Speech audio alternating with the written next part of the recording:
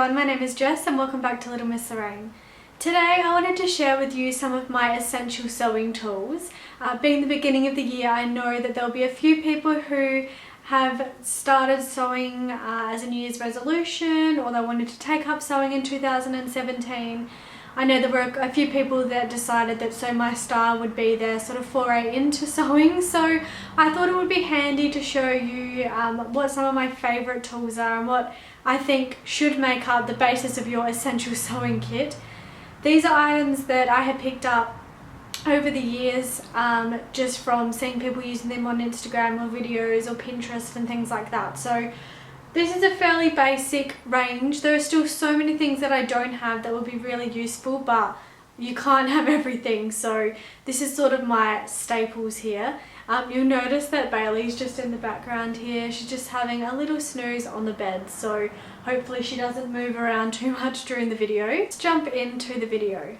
The first thing on my list of essentials are pins. Now you may be thinking, yeah, pins, no duh. But it is really important to have good quality pins, I've learned over the years. I have got a small selection of pins here to show you. So the first are these Birch ones. So Birch is a pretty cheap brand. They're nothing too special. I do use Birch pins, there's nothing wrong with them, but they are that sort of cheaper pin. So I like to use the colour headed pins just because I can see them a lot easier. So they look like this. They're a short pin, just a normal dressmaker's pin, really handy. My favourite ever pins to use for dressmaking are some Merchant & Mills glass-headed beaded pins that Mum and Dad got me from Liberty of London in London. And they have a slightly smaller head than the Birch ones, but they are just really sharp and they don't catch on the fabric when you put them in. They're a really good quality pin, so I'd highly recommend those if you can afford them. The other type that I have here are more of a quilting pin, but they are absolutely amazing. They're a lot longer, so they're great for sort of, I use them for dressmaking, but they're also great for other sewing projects. And they have these big flat heads on them, and you can actually sew over these and they won't catch in your sewing machine. So although I would suggest you don't try and do that. If you can take them out, I would, but you can actually sew over them, which is really good for slippery fabrics because it means you can keep it in the fabrics while you're sewing, and it means they don't slip around as much. So they're definitely an essential, and like I said, if you can afford to spend the money on the good quality pins, I would highly recommend it.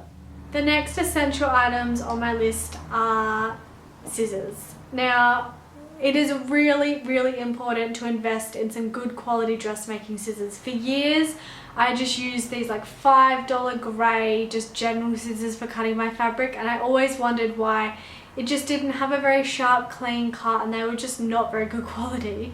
And then I got my first pair of sort of more official dressmaker scissors, and oh my god, the difference in the cutting was amazing. They're so sharp.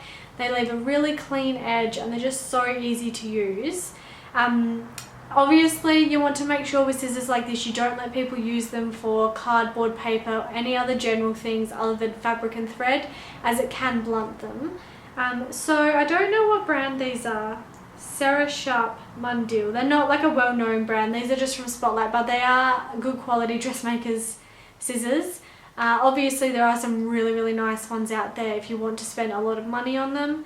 If you do a lot of cutting like I do, then it is definitely worth investing in the good quality scissors. Another type of scissors that I have just discovered are my pinking shears. These are used to cut your seam allowances so that it stops the fraying. They have this serrated edge here, which cuts the fabric into little triangles. Oh my god, these are amazing. They're also really good for when you have to clip a curve. Instead of like going through and individually clipping, you can just use this to trim back the seam allowances and at the same time clip in at the curve. So I would highly recommend these. These have been one of my most used items in my sewing room. I can't believe I didn't have any of these before. I don't know if you were little, when you were little you had the scissors that cut that like fancy zigzag edge on there. They do the same thing to your fabric, so I would highly recommend you invest in some of these. Keeping with the cutting tools, if you are planning on doing a lot of dressmaking and a lot of sewing, I would highly recommend you invest in a rotary cutter. My life was made so much easier once I invested in one of these. I didn't think I needed one. I thought I'd be fine with scissors, but oh my gosh, my cutting time has just gone so much quicker since I've had one of these. So this is an Alpha rotary cutter. There are lots of different sizes you can get. This is the 45mm, which is a pretty standard size. Has a little case on there that you flip down to show the blade. Now with these, it's really important to change the blades frequently because they do go blunt. I didn't change mine for ages and I didn't realize how bad my old one was until I put the new one on. So I always make sure I have at least 2 or 3 in my stash just to keep them sharp. Obviously, if you are using a rotary cutter, you will need to use a cutting mat. So this is my cutting mat. It is quite a large one actually. I knew that I didn't want a small one because cutting dress fabrics you need a fairly large one. So it's an Alpha one as well. I got this when Spotlight were having one of their, I think it was their spend $100 get $40 off promotion, so that was really good. They can be quite expensive. I think this one may have been around the $60 to $70 mark. It's a self-healing mat, so it means it doesn't leave the marks in there, and that's a really good one, and I definitely suggest you get one of those. There was a lady at the shop when Mum and I were there, just like another customer, and she gave us so much advice on them, which was fantastic. So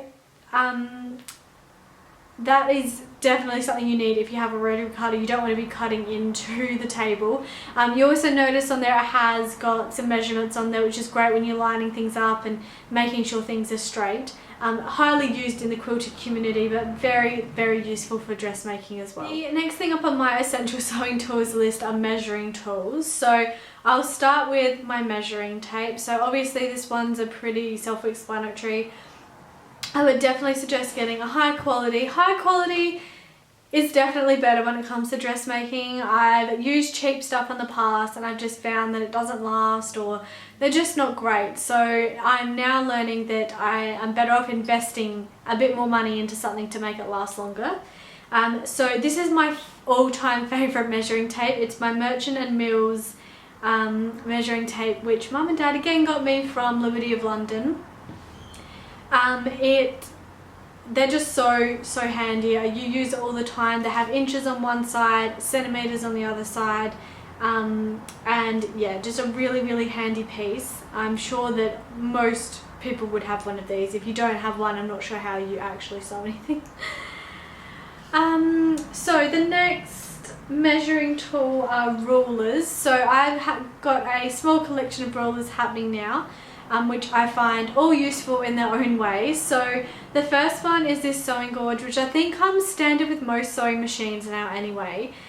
This is really good for hems. So it has a movable little tab here so that you can just use it to go, yep, that's an inch, just that little bit there, or that's 1.5 inches, or that's 1/4 inch. So I find that really handy tool, especially when I'm doing hems. Like I said, it's just easy just to have that little measurement there, and you can just put it up against the fabric and make sure you've got your seams at an even height. The next two are larger rulers. So I never had like a big long ruler, but then as soon as I invested in one, I didn't know why I didn't have them earlier.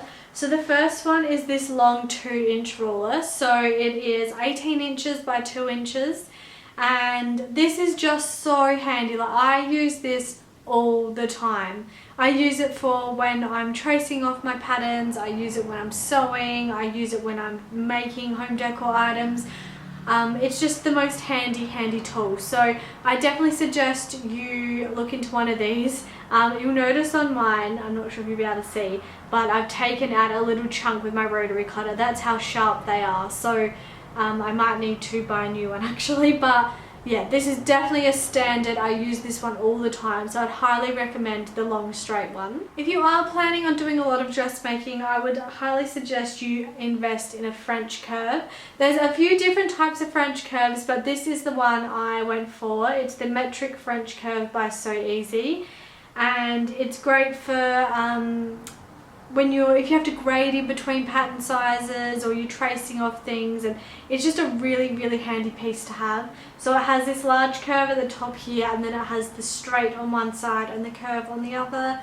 Great when you need to add seam allowances onto things and stuff like that. So these two rulers have definitely been a big lifesaver in my sewing kit, and I wish that I'd had them earlier. Moving on to marking tools. So there are a few tools that I use to mark various things.